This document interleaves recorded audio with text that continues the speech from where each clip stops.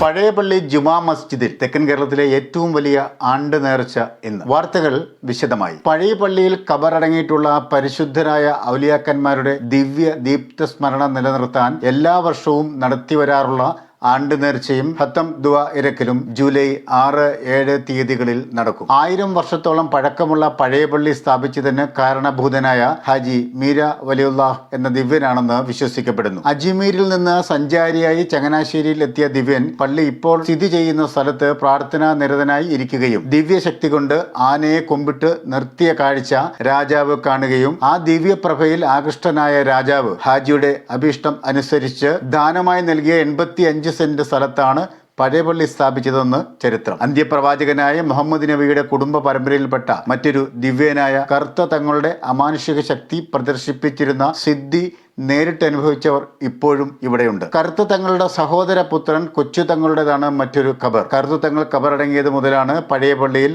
69 വർഷമായി ആണ്ടടിയന്തിരവും നേർച്ച വിതരണവും തുടങ്ങിയത്. ആയിരക്കണക്കിന് ആൾക്കാർക്കുള്ള ബിരിയാണിയാണ് നേർച്ച വിതരണത്തിനായി ഇവിടെ തയ്യാറാക്കുന്നത്. ജാതിപത ഭേദമന്യേ എല്ലാ ജനവിഭാഗങ്ങളും നേർച്ചയിൽ പങ്കെടുക്കും. ഇതിനായി പ്രത്യേക പണപ്പിരിവില്ല. വിശ്വാസികൾ നേർച്ച വസ്തുക്കളും സംഭാവനകളും പള്ളിയിൽ എത്തിക്കുകയാണ് പതിവ്. ജൂലൈ 6 രാത്രി ഇഷ നമസ്കാരത്തിന് ശേഷം മൗലീദ് പാരായണം, റാത്തീബ്, ദിഖർ, ദുആ എന്നീ പ്രാർത്ഥനാ ചടങ്ങുകൾ നടക്കും. ജൂലൈ 7 ഞായറാഴ്ച രാവിലെ 8:45 തങ്ങന്മാരുടെ മഖബറയ്ക്ക് മുമ്പിൽ ലളിതമായ ദുആയോടുകൂടി നേർച്ച വിതരണം ആരംഭിക്കും. ചീഫ് ഇമാം അൽ ഹാഫിസ് അബു ഷമാസ് അലി മൗലവി, അസിസ്റ്റന്റ് ഇമാം മുഹിയുദ്ദീൻ ബഖവി, ഷബീർ സഖാഫി എന്നിവർ പ്രാർത്ഥനകൾക്ക് നേതൃത്വം നൽകും. ജമാഅത്ത് ഭാരവാഹികളായ Haji S Muhammad Fuad, secretary Sajuddin, vice president Hakkim Parayil, treasurer Haji K A Sherif Kutty, joint secretary Muhammad Sharif തുടങ്ങി 36 അംഗ ജനറൽ കൗൺസിൽ അംഗങ്ങളും നേർച്ച വിതരണത്തിന് നേതൃത്വം നൽകും. രാഷ്ട്രീയ ന്യൂസ് ചങ്ങനാശ്ശേരി.